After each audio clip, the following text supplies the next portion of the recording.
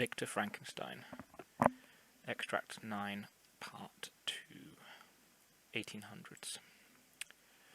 Well, I kept quiet and wondered if they would lose patience at some point and just kill me, but they didn't. I took the interrogation and cruelty as best I could, and wondered why we hadn't moved to a new village, as that had seemed to be the plan. I had my theories that perhaps they were waiting for me to give up some of my secrets, or they were holding back to gather more female followers, or maybe try to learn how to raise more dead men, or perhaps they were waiting for the children to be born. It turned out it was a combination of them all, but the latter held the most weight, as they did not want to risk losing the two remaining children. So weeks went by, and they did eventually give up interrogating me, but for some reason did not kill me. Perhaps they thought I could be useful in the future. I waited patiently, hoping that perhaps other scriptorians would notice my absence and come to my last known location. But I often go for long periods without reporting, so I doubted they would come, and they did not. The women began to feed me slightly better, but any attempts to talk to them and find out what was happening failed. It was about 3 months after my capture when something finally changed. Instead of the hard-faced woman, it was Anne who entered and brought me my food. It wasn't until she put the plate through the gap in the bars that I looked up and saw it was her, and by the time I went to call out and speak to her, she had left. My hope sparked, for I remembered the brief sympathy in her eyes when I had been knocked down. It was a tiny spark, but if I could speak to her, perhaps the compassion I saw could be reignited. I hoped with all my heart she would come again, and to my relief, the next day she did. "Anne," I said when she entered, using as much kindness as I could. As before, I saw a flash of kindness and almost a smile, but was instantly replaced with a blank mask. I knew she might be the key to help me escape, but I had to be careful. I didn't press her, and she put the tray of dry bread and broth through the bars. I tried to catch her eye to share a look of kindness, but no eye contact was shared. She then left. A week went by of this routine before she finally met my eye, and I could give her a warm smile. She smiled back, and I stayed patient and didn't speak, but let her leave. Eventually, I plucked up the courage to speak. "Thank you, Anne," I said one day. "Will you stay for a minute and talk with me? I'm so very lonely," I added. This seemed to have the desired effect, and instead of leaving, she stood still, looked behind her at the door hesitantly, and then nodded. "Thank you," I said again, when I saw that I had her attention. "How are you?" I asked. The question seemed to take her by surprise. From her reaction, I wondered if anyone had ever asked her that question before. A sad look came over her face, and I saw I had made a connection by just showing her I was concerned. "I should not be talking to you," she replied. "If my sisters or mother find out, I will be punished." "Why would they punish you?" I asked. "I'm sorry, John," she said, and before I could say any more, her giant form had crossed the short distance to the door of the jail, and she was gone. I didn't see her for a week, and I thought I had lost my chance. However, she did return. This time she seemed more willing to talk. I didn't know what had changed at that time, but in the brief conversations that followed, I learned that she wasn't like her sisters and mother, that ever since she had lost her son, they had treated her like a slave and outcast. Her two sisters, Emily and Charlotte, had been especially cruel to her. The conversation started off short and stilted, but as the weeks went by and her tongue loosened, I learned a lot of valuable information. She told me that her mother and her sisters had all but forgotten about me, and no longer cared about what became of me. They were too busy planning their attack on neighbouring villages and towns. Anne told me they were waiting until the children were born before they did anything else, as they didn't want to risk losing them like she had lost hers. This was hard for her to talk about, and I tried to comfort her. I saw a lot of sorrow in her, but there was much kindness too. I tried to listen and gain the trust I needed to one day be able to ask her for help to escape. As time passed, I also found out that the matriarch had been sending out groups of women to hunt and kill any men they found.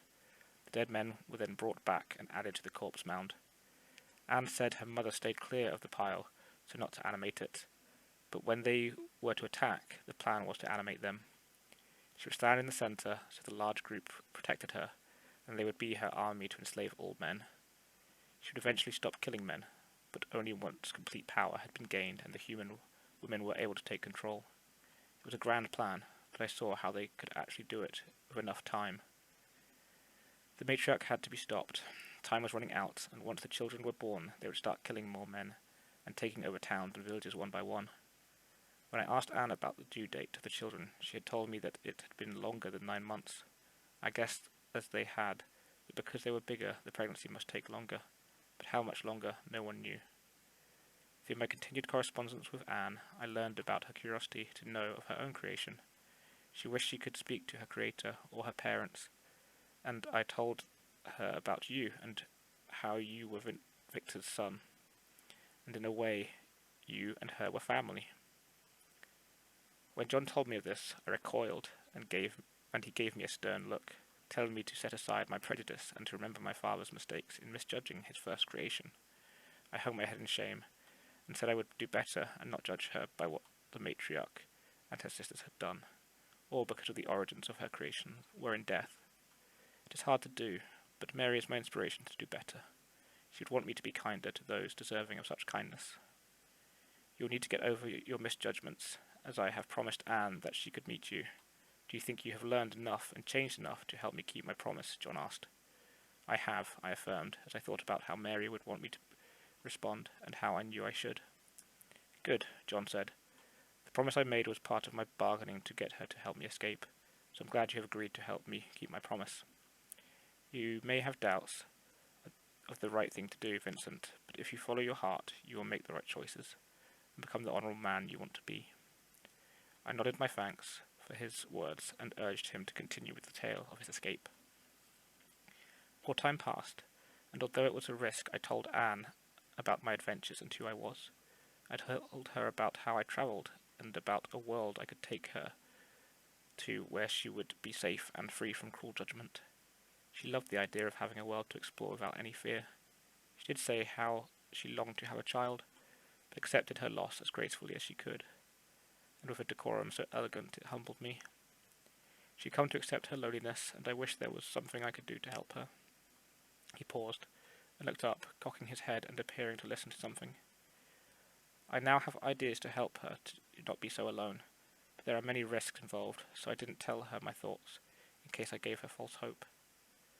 I will tell you my plans soon, but I must make a course adjustment. He grinned as he said this, and got up from his chair, went over to the helm, and put his hand on the ears again. I sat there, filled with wonder that I was a part of this. His tale was overwhelming, and if I hadn't seen my father's creations, or been on this flying machine, or met John in person, I wouldn't have believed a word of it. For who could believe the dead could regain an imitation of life?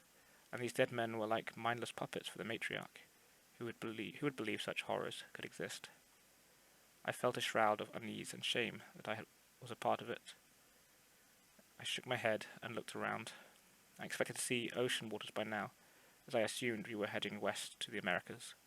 However, all I saw was familiar English countryside, and on a closer look I saw far too many large towns, and guessed we were heading north. I wondered why this would be, and as John came back over, I asked him. "We are heading to Scotland," he replied. "All will be clear shortly. Let me continue from where I left off." I gestured with my hands for him to go on. Anne came to meet me late one night, about 4 days ago, and woke me. She held the keys to my jail in her hands, and looked at me with a deep seriousness in her eyes. "Would you give me the life full of freedom on another world as you promised you would?" "I will," I said. "Will you let me meet my other family before I go?" "I will," I said again. "All right," she replied solemnly. "I will free you. It has to be now, as my sisters have gone into labour. Once the children are born and they are safe, Mother will begin the plan to attack the other towns and villages. I don't want anyone else to die. Can you stop them?" "I can," I replied. "I need you to free me, but then I have to go away for a short while, and I'm afraid you cannot come with me. But I'll come back. I promise I'll come back," I said when I saw slight hesitation in her eyes. She didn't say anything, only nodded and walked forward and unlocked the door, opened it, and I walked out to stand beside her, looking up at her with thanks. "You must flee too," I said. "If they learn you've done this, they will hurt you." "I know," she said with a quiver. "Where shall I go?" "Go back the way you first came to get here. Hide in the forests and knolls, and I will find you." "How?" I have my ways, I told her, and smiled reassuringly. I saw the fragility in her, and her desire to trust, even though no one had ever given her reason to have trust. So I took her large hand and petted it gently in mine, and I saw tears shine in her eyes. The simple kindness meant so much to her. I was re-educated of the importance of such apparently small things that so often we take for granted. I let her feel the emotions for a short moment, and then softly let go. She breathed heavily and smiled in thanks. Do you have a plan? Is there anything you need, or that I should get for you? She asked. I have a plan, I answered. I have been here long enough to think of one. First of all, do you know where my pistol is? She frowned. I'm afraid Mother broke it in two when it wouldn't work. I'm sorry. I frowned too, but knew I couldn't do anything to get my pistol back. Don't worry about it, I said with a wave of my hand and a shrug. It wasn't essential to my plan. I will need a couple of things to help me get back to my Zeppelin. Do you know where any rope and a pickaxe are kept? I do, she said, and closed her eyes to remember. There's a building which sold such things, she continued, opening her eyes. I can take you to it. We shouldn't be discovered, as most people are either asleep or dealing with the labour. I will follow your lead then. She nodded, turned, and went to the door, then became keenly aware of how ragged and unclean I was.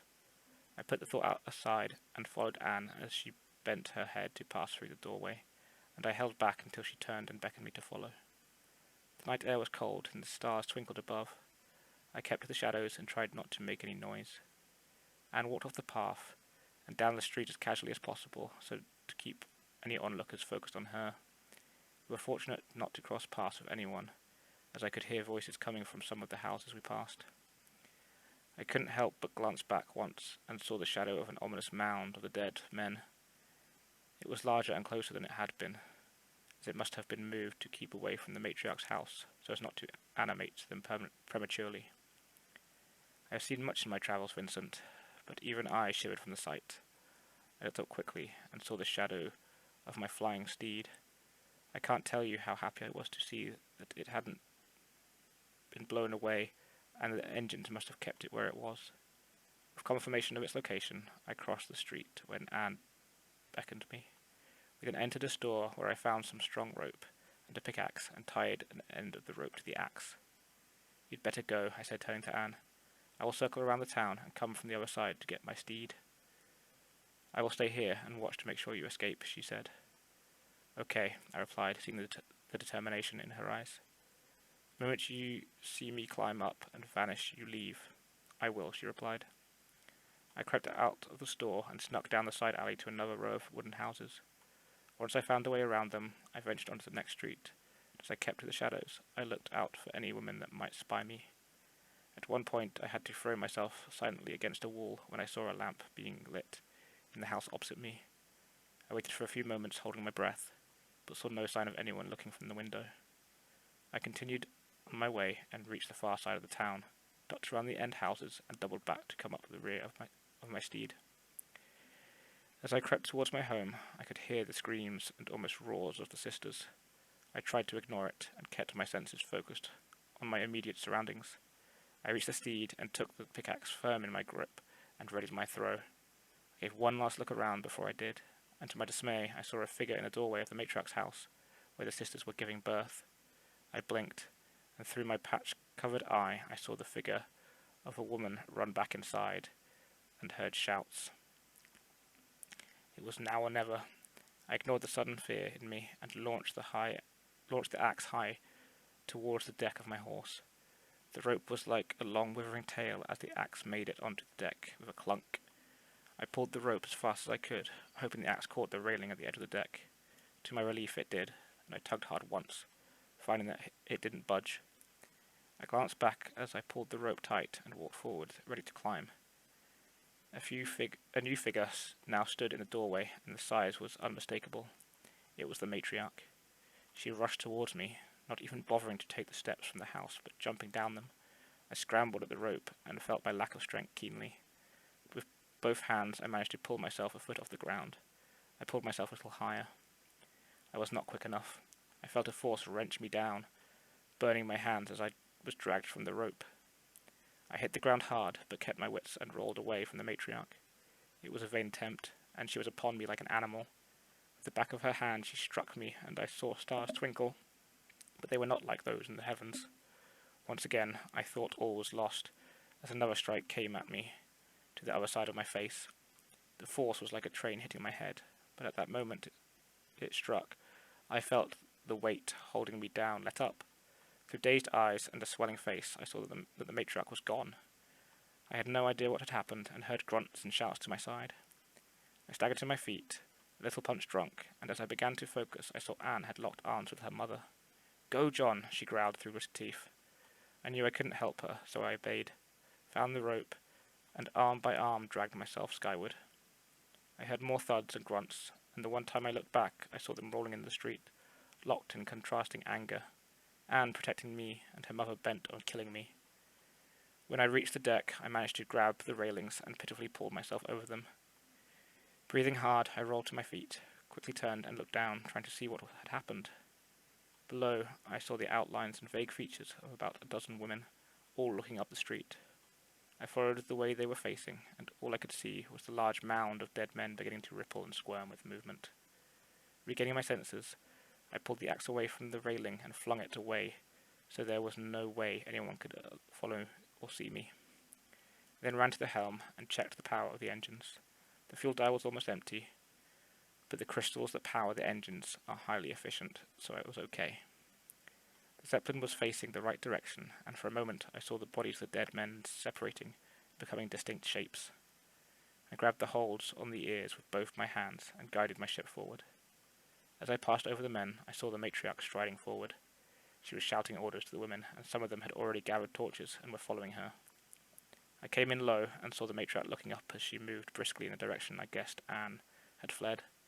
The matriarch could not see me, and I pushed forward, leaving her and those with her behind. I then got some height and peered around to try and see Anne. I had to make sure she was okay. It wasn't long before I saw a shadow moving swiftly towards the large forest on the side of some rolling knolls. I sighed with relief at her escape, and then focused and went below deck to add the fuel to the engine for the journey to find you and fulfill my promises to Anne. John then stopped, and I took a moment to let it all sink in. "How did you find me?" I then asked, once I was a little more composed. "My eye keeps track of the location of all those I tell it to. It wasn't hard to find you. It took about 2 days to get here across the ocean." "So what journey are we about to take now, and why are we going to Scotland?" "Both questions are linked. We are heading to Scotland because that is where we need to be when we cross to another universe. Going to a different universe means we'll be in the same place and time. You see, it's not time travel or teleportation. We don't change our position in time and space. It's our position in reality that changes. Does that make sense?" "Actually, it does," I replied, understanding the theory, if not the practical application of what he said. "Good," he replied. "Well, the plan is like this." And he took a deep breath. "It saddens me, but we need better weapons to destroy the dead men, the matriarch, and the 2 sisters." "What about the babies?" I interrupted, thinking of what he had said about them being born. "I have a plan," John reassured me. "I plan on keeping my promises to Anne to give her a new life. Her sister's babies won't be harmed, and she will raise them. It will be a small consolation for what she has suffered and lost. So we are crossing over to get the better weapons, but how are we getting them, and who from?" John smiled broadly. "We are going to see an old friend of mine. His name is Connor of Clan Mitchell. I think you'll like him, although he can be a bit brash at times. He has the spirit of a warrior. The world he lives in is still ruled by the Roman Empire. At least it was when I last left. The whole planet is covered by the Caesar from Rome. But as you will have learned from your own history, the Romans ruled the countries they conquered in a less aggressive way than some. Instead of demolishing the country's infrastructure, they let the countries continue much as before they ruled them, as long as they paid tribute to Caesar and acknowledged the rule of the empire. This is the case for the whole of Connor's world, with one exception. That exception is Scotland. Even after more than a millennia and a half, the empire has not conquered this proud country. Connor and the clans of this country have been fighting all this time to keep their country free, and the warrior spirit has never been allowed to sleep. He leads the continued fight against Roman occupation, and with secret allies continues to infuriate Marius, the current Caesar." John had laughed reflectively at this. I guessed that he had recalled some memory of a previous visit to this world. From his wide eyes and pronounced gestures, it was clear he looked forward to going back. I couldn't blame him. The idea of a world still controlled by the Romans is fascinating and hard to even comprehend. I think I'll believe it when I see it, which shouldn't be too long now. Anyway, he said, as his laugh faded, we have to cross over at a specific point, as the Romans would detect us if we were to appear in their territory. Their technology is one of the most advanced I have come across in all your Earth's variations. They have had so long to grow and thrive, with so many countries to draw from for their advancement. Scotland has kept up with the Roman Empire well, but sometimes they have found themselves at a slight disadvantage because of numbers and resources. They have always kept themselves free with the help of various secret groups. These secret groups rise up in other countries who don't want Roman rule. Scotland, in many ways, is a rallying point for those who want their own identity without Roman influence and occupation. It's quite a tale, but not one for today. John stopped talking and looked at his arm, and then rolled up the sleeve of his leather coat. I saw strange copper-looking tattoos running up his arm, and there were intricate shapes and many cogs. John looked at his arm for a second, then glanced up and saw me staring, transfixed. I dragged my eyes away. I felt like I had seen something I shouldn't have. He didn't say anything for a moment, as I idly looked at the shadows of the dark countryside and the clumps of dotted lights from small villages. It's getting late, he said finally. We should go below and get some sleep. It will be about another 2 hours before we get to where we need to be to cross over. Looking at him, I nodded and followed his lead towards the hatch, down to the decks below. He led me through the hatch to the first deck and down a narrow corridor to a room with a bed in it. You can sleep here, he said. I'll wake you when we are about to cross over. You will not want to miss that. No, I think not, I agreed, and turned towards the bed, took off my jacket, and lay on the bed. I didn't think I'd be able to sleep with everything buzzing in my head, but at some point I must have.